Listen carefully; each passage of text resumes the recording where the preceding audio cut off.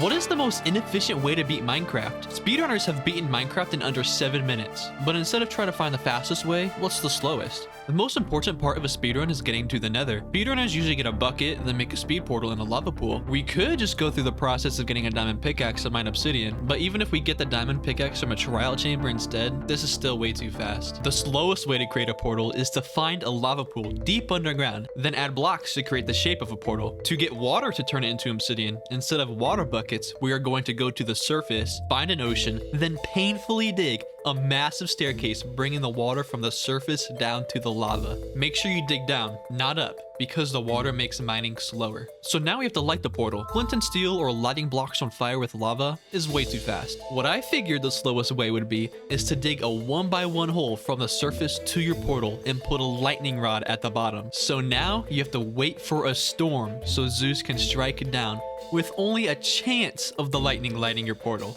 If you can think of any slower ways, leave a comment and subscribe. At this point, we have already wasted hours of time, meaning we are running low on hunger. So before we go to the nether, we are going to need some food. Speedrunners usually get cooked meat, golden carrots, or bread from villages. But how can we make food as unoptimized as possible? Soup is inefficient because they don't stack, but soups are way too easy to make. Honey is a good contender, since it takes such a long time to get the bees, but it's still not the slowest. Cake is a good option because you need to grow wheat and it doesn't stack. But an entire cake can restore 7 hunger bars, which is way too efficient and yummy. That's when I had the idea of rotten flesh. Eating it gives you hunger, which means you have to stop moving, or else it will make you lose more hunger than the 2 it filled, already making it completely inefficient. But believe it or not, there is still a worse food. There are 5 Minecraft foods that only give half a hunger bar: raw potatoes, beetroot, dried kelp, tropical fish, and what we want, pufferfish. Because when you eat it, it poisons you, gives you nausea and hunger, while only filling half a hunger bar,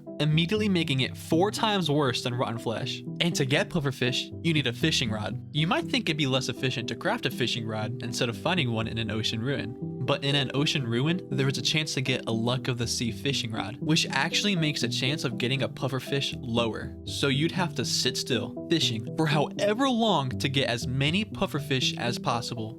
This is even less efficient than hunger resetting, because it takes forever and also increases your chance of dying. Obviously, in order to get the ender eyes, we need blaze rods. Speedrunners usually just kill blazes with a sword, or if they were lucky, a looting sword.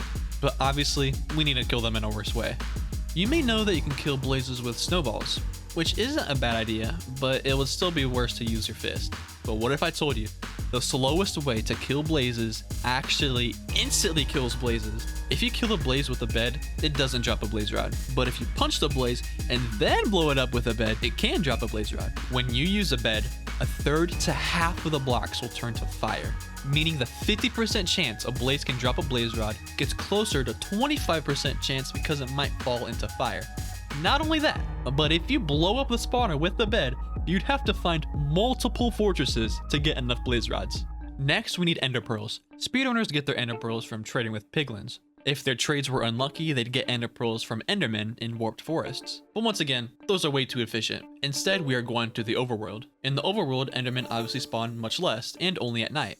And the worst way to kill them would be to use a water bucket, because it will only do 1 damage, then they will teleport away, meaning you'd have to frantically chase them to kill them. However, that is not the slowest way. The slowest way is to trade with an expert level villager cleric. This was actually the speedrunning strategy in previous versions. So how is this the most inefficient way? Because the way we're going to get the emeralds is different. Speedrunners get their emeralds from trading with sticks. We're actually going to mine emeralds, but only enough to level up the cleric to expert, because the cleric has a trade where you have to give him 4 turtle scutes for 1 singular emerald. If you didn't know, every time a baby turtle grows into an adult, it only drops 1 turtle scute. So in order to get enough emeralds for 12 ender pearls, you would need to wait for 240 baby turtles to grow.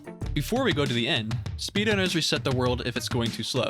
So if your run is going too fast so far, reset the world, because we should aim for the worst possible spawn, like a mushroom island in the middle of an ocean, or if it's still too fast, we can get maxed netherite armor to make sure we don't die to the dragon. And if you're getting tired of the slow run, take a break, build a house before throwing your first die. Now, we are finally in the end. Of course, speedrunners use beds to kill the ender dragon instantly.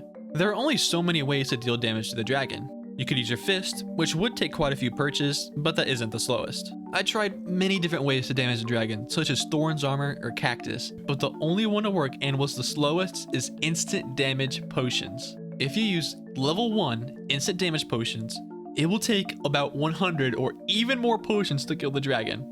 That takes a lot of inventory space, a lot of resources, and a lot of time. There are many ways to make the run slower, such as only moving in a boat or making a ray gun for the dragon. But I realized the real slowest way to beat Minecraft is to log off. Subscribe.